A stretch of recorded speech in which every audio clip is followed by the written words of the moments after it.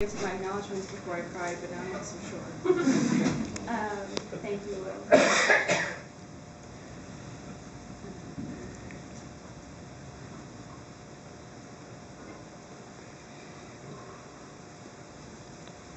So just so everybody knows what's going on, I'm going to give hopefully about a 40-minute presentation, and then there will be formal acknowledgements and questions, and then fun acknowledgements. And for those of you that don't like watching grown women cry, you're welcome to leave before that. So as Will said, my name is Alya, Raphael, and I'm really excited to tell you about today the work that I've been doing in Will's lab on the role of Schwann cells in peripheral nerve development. So in Will's lab, we're really interested in the development of the nervous system, and particularly we're interested in the development of myelin, which is a multilamellar sheath that wraps around axons in the middle here. And it's made by specialized glial cells, by oligodendrocytes in the central nervous system, which is your brain and spinal cord, and by Schwann cells in the peripheral nervous system, which is everything else. It's a vertebrate adaptation, and it allows for the rapid propagation of action potentials without having really big axons, like the giant axons in squid. And defects in myelin result in very serious diseases such as multiple sclerosis and Charcot-Marie tooth disease. And in Will's lab, we've been using the zebrafish to study myelin development. Zebrafish are really awesome because they have the genetic tractability of an invertebrate model, so you can do screens very easily because they have large clutch sizes and they're externally fertilized, but because they're vertebrates, they have myelin. Additionally, the early embryo through larvae are transparent, allowing us to watch development happen. And they're very amenable to genetic manipulation, so we can inject DNA or RNA to upregulate the expression of a gene, inject morpholinos to knock it down, or we can even take cells from one embryo and put them into another to look at how they behave. So we can take mutant cells and put them into a wild-type embryo and see how they function. So I've been particularly interested in the role of Schwann cells in the nervous system, and Schwann cells make myelin by wrapping their membrane many times around one segment of an axon, so that you have multiple Schwann cells along the length of an axon, like beads on a string. However, before a Schwann cell can go ahead and make myelin, it has to go through several developmental steps. Schwann cells are derived from neural crests. They will co-migrate with axons as they're growing out towards their target as Schwann cell precursors. Once migration is complete, Schwann cells will differentiate into immature Schwann cells, at which point they're faced with a fate choice.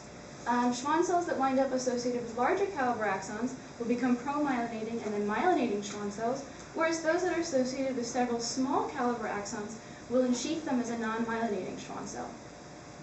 So I'm going to tell you two stories today. The first is about, as Will alluded to, a new role that we found for Schwann cells that they're carrying out very early in development, and they're still co-migrating with the axons. And the second is about how Schwann cells transition from this immature Schwann cell state, where they're interacting with many axons, to this pro-myelinating Schwann cell state where they're interacting with just one. And so before I get into what I've been studying, I just wanted to kind of introduce you to the fish and the nerve that I've been studying. So this is a fish. The head is here in the eye, and then the tail out here. And the nerve that I've been studying is the posterior lateral line nerve, and it's a very prominent peripheral nerve in zebrafish that innervates sensory organs called neuromass that sense changes in water current. So if you're a little fish and a big fish is swimming towards you and you don't want to get eaten, you want to be able to sense those changes in water current and get away. And the whole system, the sensory organs, this neuromass, and the axons that innervate them, arise from an ectodermal placode that forms just posterior to the ear.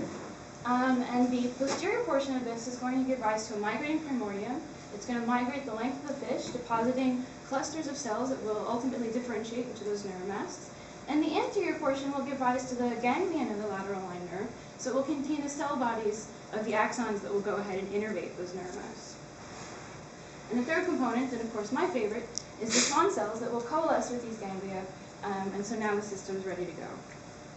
The primordium will migrate out, and this is actually a very interesting form of axon outgrowth because the growth cones of the axons are actually buried within their migrating targets, and then the Schwann cells will migrate out along those axons following the outgrowing growth cones.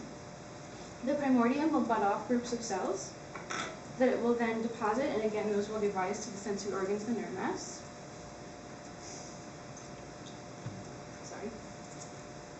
And then ultimately, the primordium will migrate the whole length of the fish to the tip of the tail, depositing several more clusters of cells. And when it gets to the end, it will split into 2 or 3 more clusters, which will give rise to 2 or 3 more neuromasts. And so by very early in development, by about 42 hours, you have the sensory organs, the axons that innervate them, and the Schwann cells associated with them. And if we look a little bit later, so this is a 3-day-old embryo. It's about 24 hours after migration is complete, and this fish has been soaked in a fluorescent dye, so that each of these neuromasts is labeled fluorescently, and we're actually seeing couplets, because there's actually a lateral line nerve that runs down either side of the zebrafish. And so very early in development, the system is very simple. It's just a linear array running down the length of the fish. But if we look a little bit later at a young adult zebrafish, I hope you can appreciate that, one, there's a significant increase in the size of this organism, and there's also been a significant increase in the complexity of the lateral line system. So each of these lines is actually what's called a stitch of neuromasts, and it's made up of about 10 of those sensory organs. And the initial lateral line nerve sensory organs that grew out here have actually migrated ventrally all the way down here, and a new set has grown in their place. So as the organism develops, there are significant changes in the organization and complexity of this system. Also, when we were looking at the literature about the development of the lateral line system, we found that there had been evidence from, this is zebrafish, but the same is also found to be true in frogs, that the migrating primordium, shown in cross-section here, actually locates within the 2 layers of the epidermis, the inner and the outer, above the muscle.